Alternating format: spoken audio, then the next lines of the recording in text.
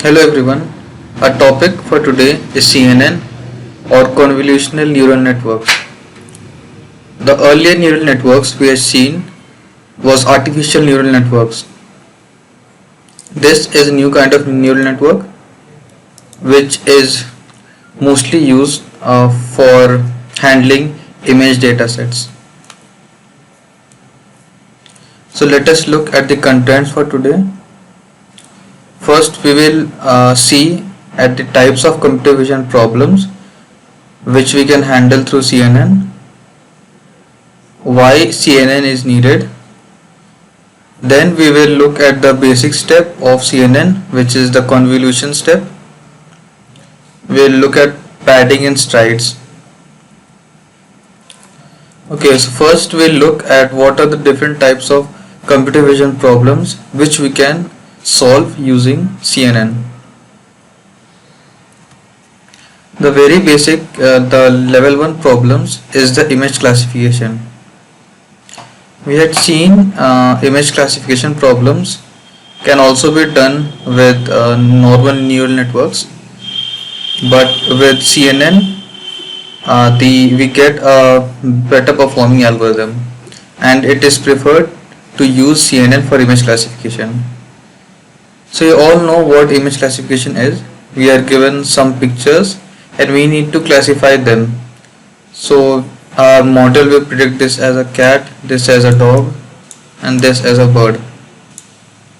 So this was the very basic level of computer vision problem. Next we move to level 2 problem, which is the image classification with localization. Here we not only have to classify the image but also give a bounding box as to where the image is located.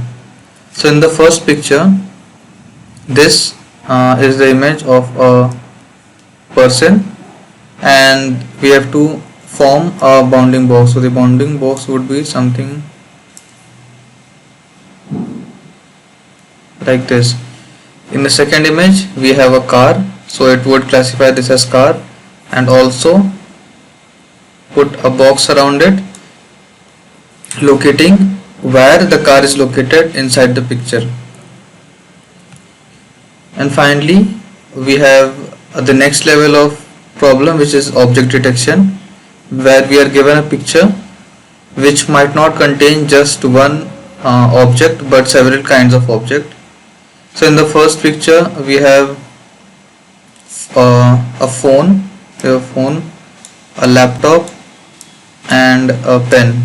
So not only we have to tell what are the objects, we also need to tell where the object is located. So for phone it is here, pen is located here, and the laptop is here. Similarly in the second picture we can see a laptop, a person and a guitar. So this is object detection. We need to classify all of the objects which are in the image and also form a bounding box. Okay, now we will look at the problems which are faced when we use the artificial neural networks which we had discussed earlier. So this is the architecture of the artificial neural network, and these days we have high quality images, and for reference let us take a 1080 pixel image, and for simplicity of calculation I have assumed it to be a 1000 pixel image. So 1000 in its length and 1000 in its breadth. So and we have 3 channels, so corresponding to RGB, since it is a colored image. So you can see the total number of input features which we get is 3 million. So these 3 million input features would be fed to our model, and this is just for one example. And if we have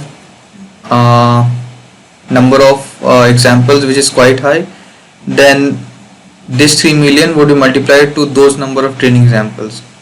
So you can see how vastly the number of features are increased. and also we can see that this 3 million would be the input feature here. And now in our next layer we can't have just 3 neurons, because just jumping from 3 million to 3 would not be correct. So let's suppose we have 1000 neurons here. So in our previous presentation we had seen, if we want to find the size of omega, we need to multiply 3 million times 1000, so which would give 3 billion. So the size of omega 1 becomes 3 billion, and all of the terms in omega are the trainable parameters, so we have to update them every time we are updating our model. So training all these 3 billion examples would take much time, and this is only for the first layer. So this is only for this layer. We'll have many more parameters to train in this layer and so on. So you can see that since we have these large number of training parameters, using artificial neural networks for image classification is not a good idea, especially when the image quality is quite high. The next problem which we face if we use the artificial neural network for image classification is with modified images. So with our human eye we can see that these two pictures are of the same cat, but suppose this image was in the training set.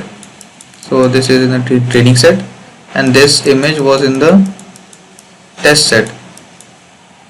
So when we feed it into the training set, the model recognizes it that I have to look for a cat at this part of the picture.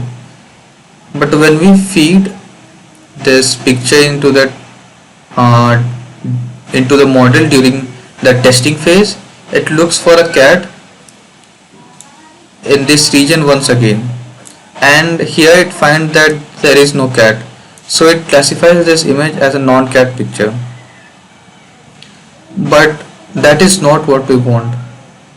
So what artificial neural networks cannot handle is change in the object's position. If the object is slightly shifted here and there, then it is not able to classify those things correctly. But that is not the case with CNN. With CNN, it is not like localization fixed. If the cat is present here or it is present here, then those two are the same things for CNN. And we'll see how that is done when we look at the implementation. So these were the two basic problems why we don't use artificial neural networks. First is the large number of hyperparameters which we have to train, and secondly is that with artificial neural networks it is not able to tell the similarities between two modified images. Okay, so we will look at the very basic step of convolution neural networks, which is the convolution step. Suppose this is our input array. This is our input image. So it is represented in 2D form, and this will be an black and white image since this has only one channel. And if we want to have a colored image, so it would have three of these squares stacked on top of each other, and that would form an RGB image. We'll look later on how we do convolution on RGB image, but first let us start with the black and white image. So this is our input 2D array, and we have a filter. So I have written down all the pixels in the input, and I have also written it in the filter. Next what we do, okay, let me first erase thing. We take this filter and put it on our input 2D matrix. So it would be something like this, and all these elements would be here: 1 0 minus 1 1 1 0 here, 0 here, -1 and -1. So what we do next is multiply all of these corresponding terms. So 1 into 1 would become 1, and after multiplying all these corresponding terms we need to add all of these. So 1 into 1 would become 1, 2 plus 2 into 0 would become 0, so I am not writing that. This would also be 0, this would be 3, 0 into 0 would give 0, this would give -1, 1 into 1 would give 1, 3 into 0 would give 3, and 6, and this would give -6. So we have 3 plus 1 4 minus 6, which is -2. So this will be placed here. Okay, why this is placed here? Because when we add all of these we have to replace it at the center. So if we replace it at the center, that -2 would come here, and you can see that if we go on placing all of these filters, then this would be the output one. So this square I have drawn it here, and this -2 at this place corresponds to -2 here. Okay, so we have first placed it at this position. Next what we do is move the filter one place. Just write me that. So -2, we have to move the filter one place, so we move it here.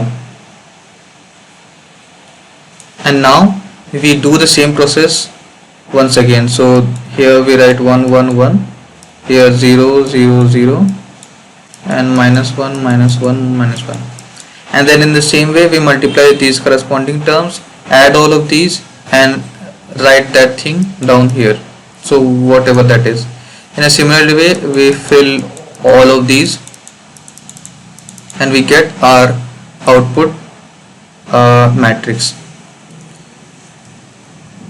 Okay, so one more thing here is that n is the size of this 2D matrix. Since this is square, so it would be n cross n, and this is the filter size, which is f cross f, since this is also a square. And if we have these two, then we can find out the size of the output, which is given by n minus f plus 1. Basically you can see that if we keep on increasing the size of the filter, then the output size would also keep on decreasing. Okay, next we'll look at what padding is. We had seen in the previous example of convolution that when we apply convolution, our output size is smaller than the input size. But suppose if we don't want our size to decrease, so in that case we need to add a layer of padding. So here this is our input size n, this is our filter f, and if we want to add a padding, then what we do is add cells all around it. So I don't have space on this side, so it would also extend on this side also. It would look something like this. So we add cells here, and what we do here is fill all of these with zeros. So all of these with zeros. I'm not filling all of these, you can just figure out how it will be. So here it would be zeros, zeros.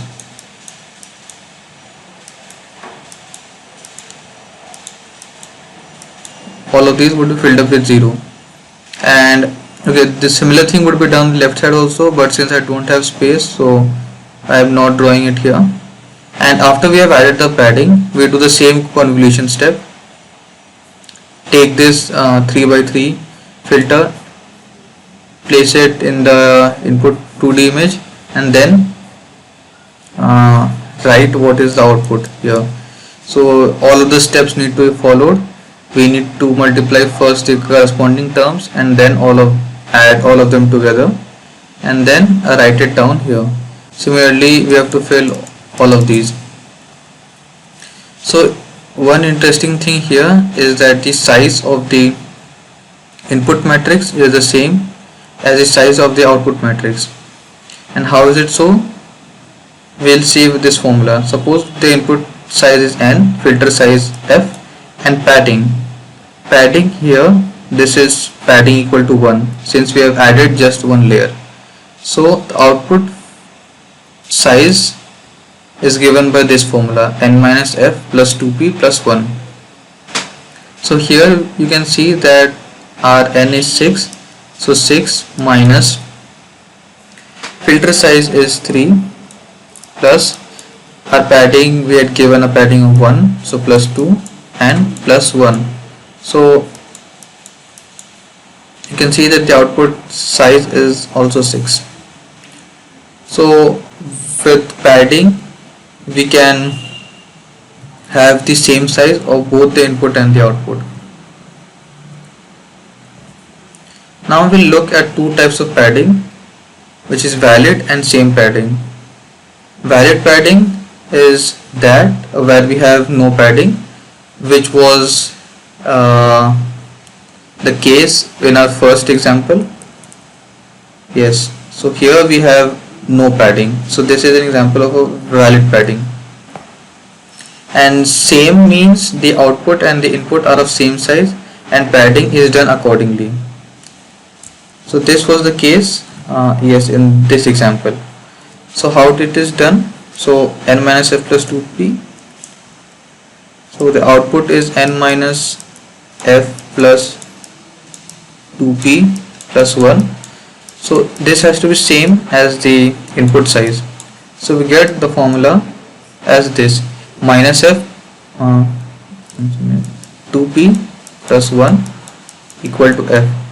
So if we want to have same padding, then we have to use this formula. And you have also seen how we got this formula, just by equating the sizes of the input and the output layer. Okay, now we will look at strides. Up till now we were placing our filter here, and then for the next position we were moving it one place to the right. So moved it one place, but it is not always a rule that we need to move it just one place. You can move it 2 or 3 steps, and those are known as stride. So if we move it 2 steps, like I will show you.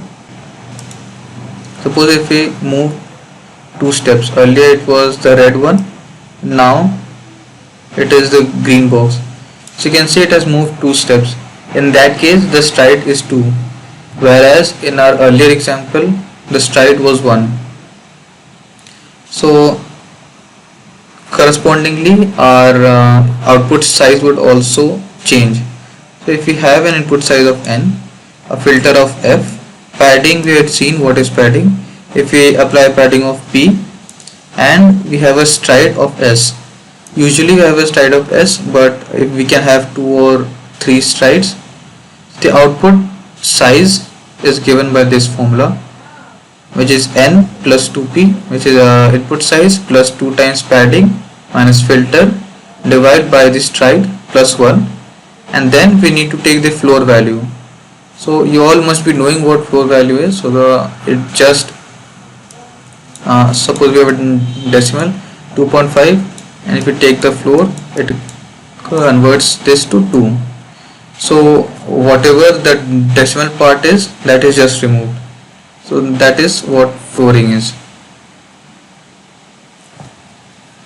Okay, so we have seen padding and strides and the size of the filter, and combining all of these we get this one formula.